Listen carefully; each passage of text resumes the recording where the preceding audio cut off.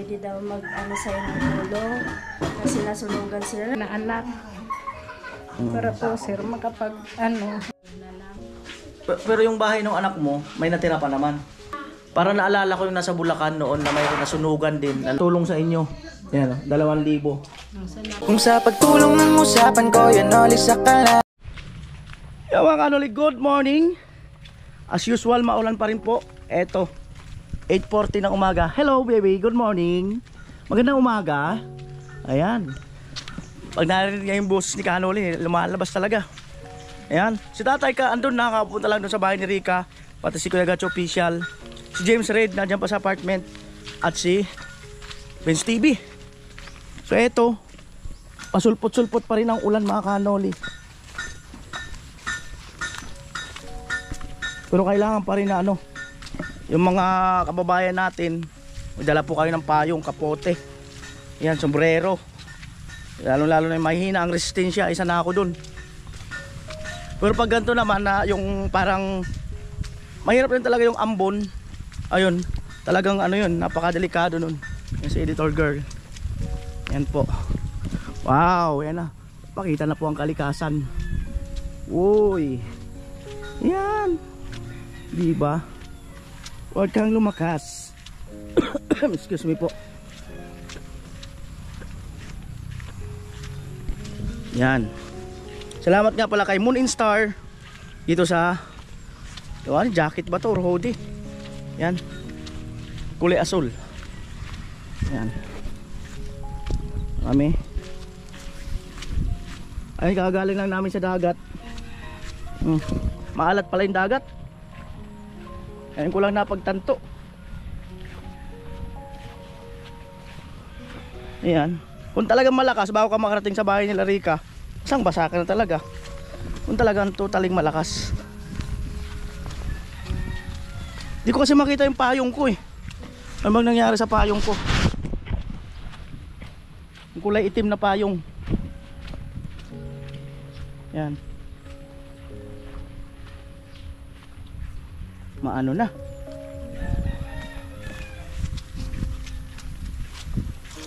As usual, dito pa rin ako.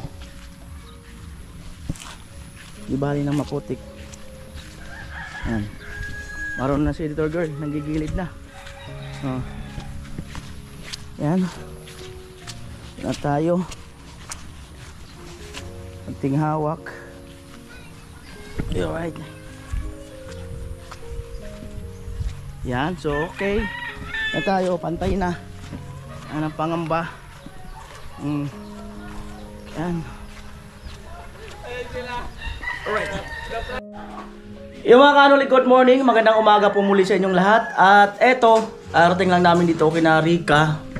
Oras ay alas 9, 9:04. At mayroon nga akong napansin na sa labas ng kanilang pintuan na ayan, nakatingin sa akin. Parang may ibig sabihin. At paglabas ko kanina, ayun, lumapit nga sa akin at merong kinikwento na problema. So hindi ko po siya kilala. So kapatid daw ng sa kabilang bahay. Te, okay lang te, liga te, pag-usapan natin te ang problema mo te. Upo ka dito te.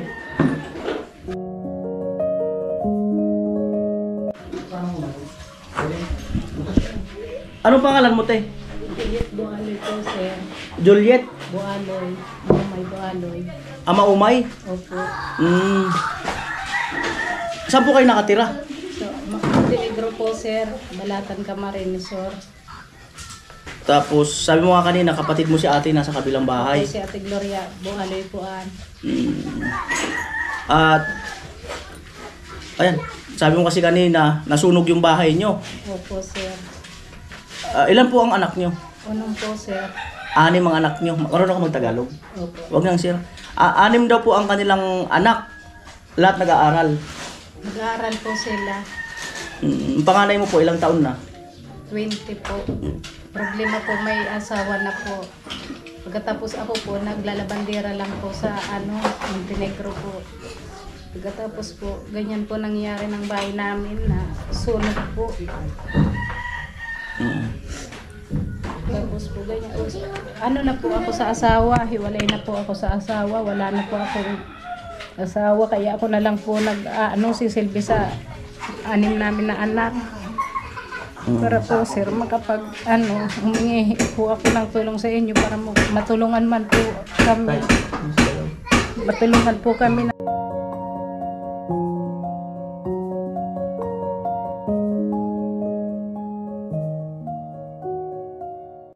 problema ko na ganyan, paayos man yung aming bahay. Kasi po wala man po ako sa amin tutulong. Makahingi po ng tulong para mas po mapaayos po namin yung aming bahay. Para may matirahan po kami ng aking mga anak. Kasi po mga maliit pa man po yung aking anak. Kaya po humingi po ako sa inyo ng tulong. Para mapaayos po yung bahay namin, may matirahan po kami kahit kubo-kubo lang po, basta po may bahay po kaming matitirahan. Bali, saan kayo nakatira ngayon, te? Doon po sa kapatid ng nanay ko. Wala po sila kasi nakikitulog na lang po muna kami. Ngayon nawala pa po kaming bahay.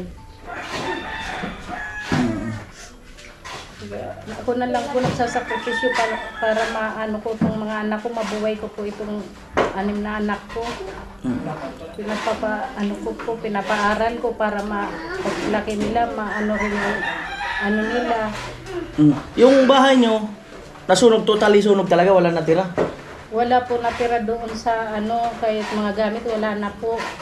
Sunog talaga po yung bahay Tupok namin. lahat? Opo. Kaya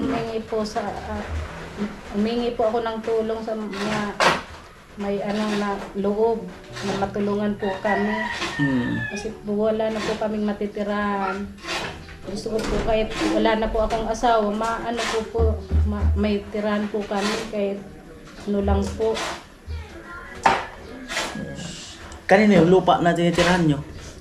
Sa Montenegro po yun, natitirahan namin. Ano po yung Montenegro? Ano po yun? Yung lugar po yan, ang Montenegro, yung tinirahan po namin. Iba ang may-ari, ganun? Or nabili nyo yung lupa? Yung lang po yun, yung sabing lote po. Gusto ko pong makahingi ng tulong kahit paano po may matirahan po kami. Kasi po wala na po kaming matitirahan kasi nasunog po yung bahay namin. Maulan-ulan pa ngayon, may bagyo. Po.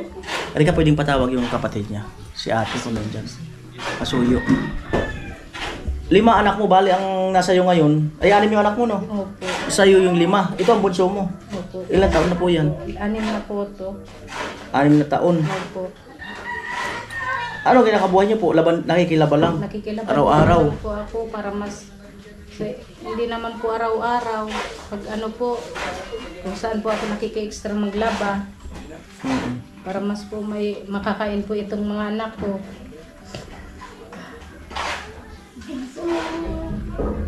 Pinapaaral ko po para mas hindi na magaya po sa akin na labandera lang. Gusto ko po mapaayos itong mga anak ko para paglaki nila magandang rin. Ilan kayo magkasama ngayon? Po kami doon. May dito, napumunta dito. Kami lang pong... Kayong dalawa lang? Itong anak ko po. So yun mga kanuli, at hindi ko rin alam yung part ng lugar nila kung saan banda yun.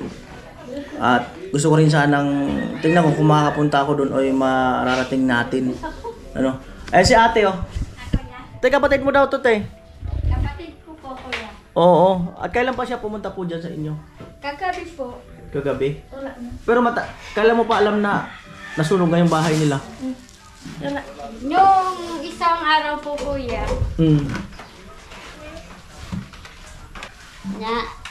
pumunta po siya dito sa akin, kuya. Kasi daw po, umalis daw po siya. Tapos nung nalalaman niya, ano na yung bahay nila. Nakasama pa po yung bahay ng anak niya, yung pamangkin ko. Kasi magkapit-bahay lang po sila. Na lang. Pero yung bahay ng anak mo, may natira pa naman? Meron pa naman po. Yung naman, hindi naman kompleto yung walang dingding. yung ano, sirana. Yung bubong sirana. Kaya yun lang ang ano nila. Gusto kong anuan na lang ng ano, plywood para may matirahan kami. Yung mga yero nyo, wala na rin. Na ano po, ng sunog. Nakasama sa sunog. Umaiyak si Otol mo. Te, baka may sakit ka sa puso. Wala naman po pa yun. Dinidibdib ko lang kasi po yung pangyayari sa kanila. Hindi talaga maiwasan ang aksidente, te.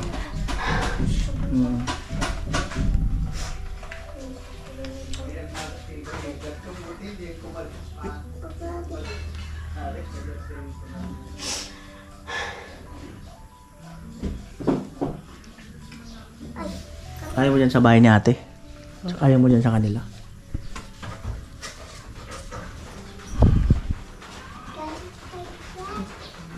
Nag-aano po kasi ko, naglalabandera po ako doon. Yun, anak buhay ko po doon, naglalabandera. Saka nag-aaral po itong mga anak ko. Maraming ang suki doon. Meron po ako mga paglalaban rin, pag ano, tama lang pangbili ng bigas. Alright mga kanoli, at saan na ba si ano? Kumain na ba kayo, te? Kape? Kape na sila? Pinagpakape muna. Tinapay. Yan, te, may tinapay. Wala po kayong tinapay, te. Aampunin na kita. Naku, maulan pa naman mga kanoli. At nagsaing yata si Rika. At ating sinaing. Asan na si James Reed? Yan. Luto siguro tayo maaga. Para pag nakakain, pag umano, pag punta ko sila ate. Pag tumina ang ulan. Mas maganda yung makita yung ano, yung lugar. Hindi ko alam. Taga-ano sila? Taga-Magiron sila noy. Asa nila sila sa Tukawaso, sa Tubaga, Chapin, sa Barrio. Sa din na ninyo, raga. Sutubrokan sa laman ko, baloy. Baka na te, baka may maghabol ng lupa nyo, te. Mahirap kasi te, pag nakatayo na tayo, tapos may maghahabol ng ano nyo.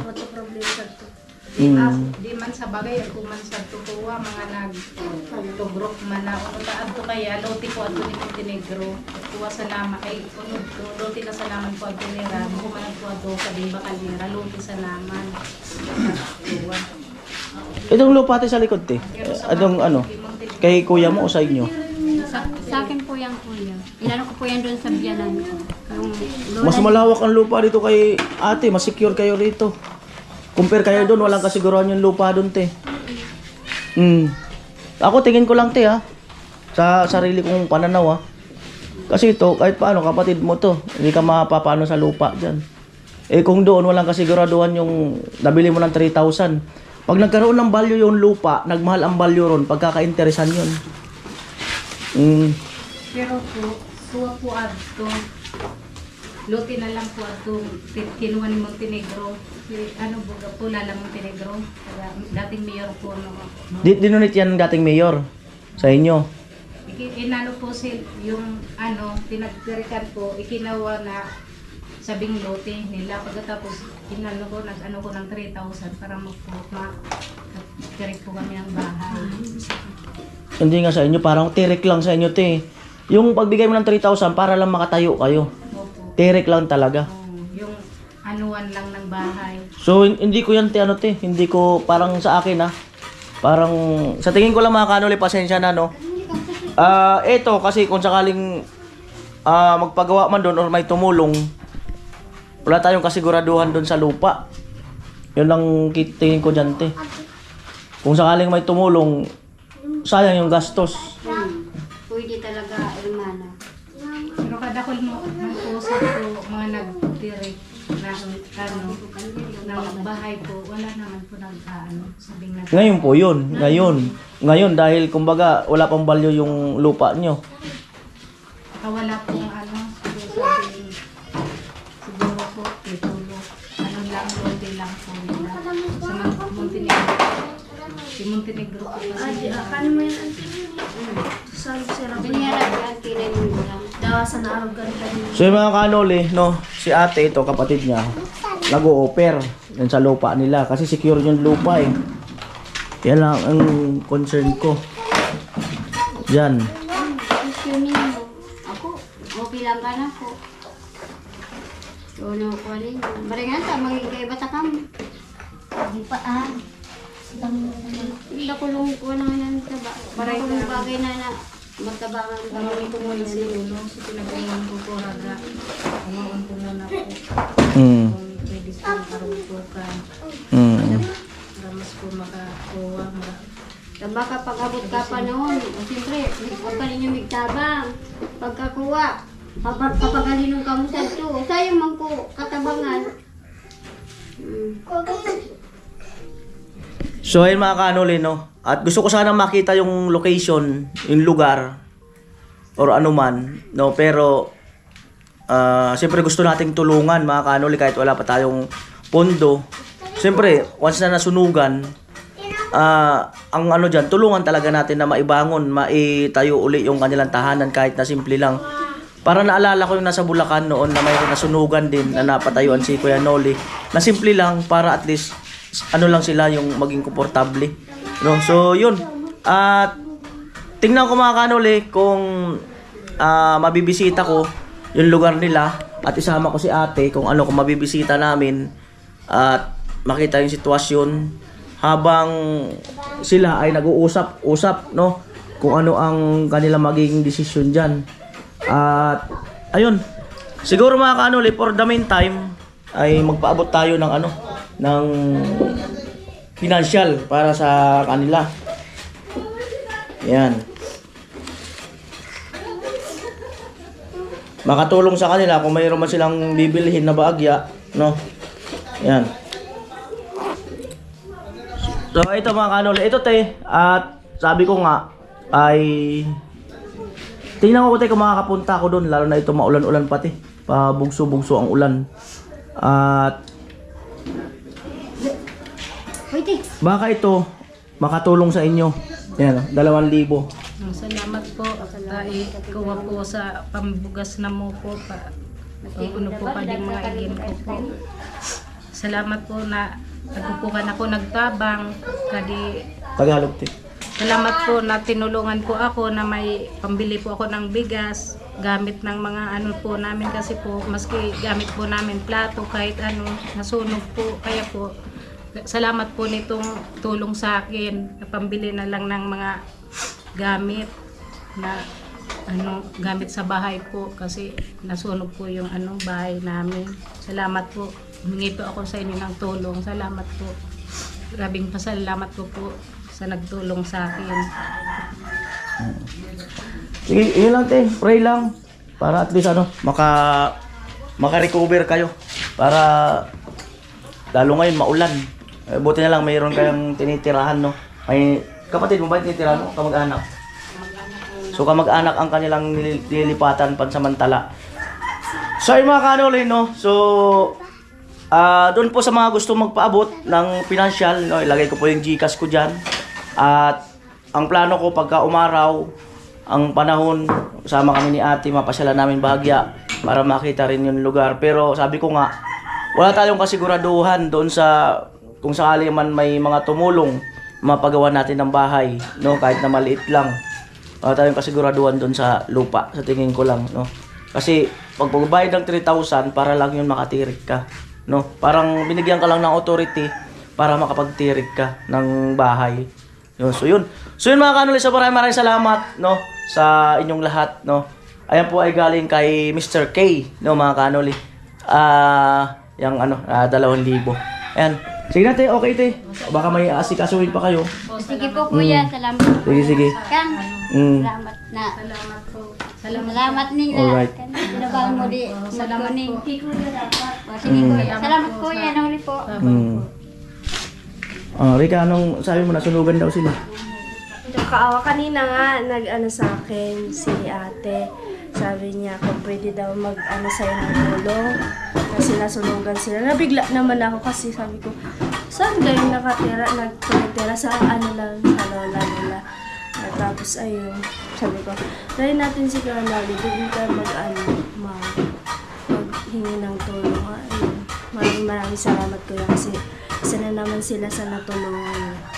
Ano po, paano na lang po, tulong na lang po sila ate kung sino yung mabubuting puso dyan. Nakakawa kasi sila. Ayun lang kuya, tulong. Maraming salamat. Alright, mga kanoli, ayan.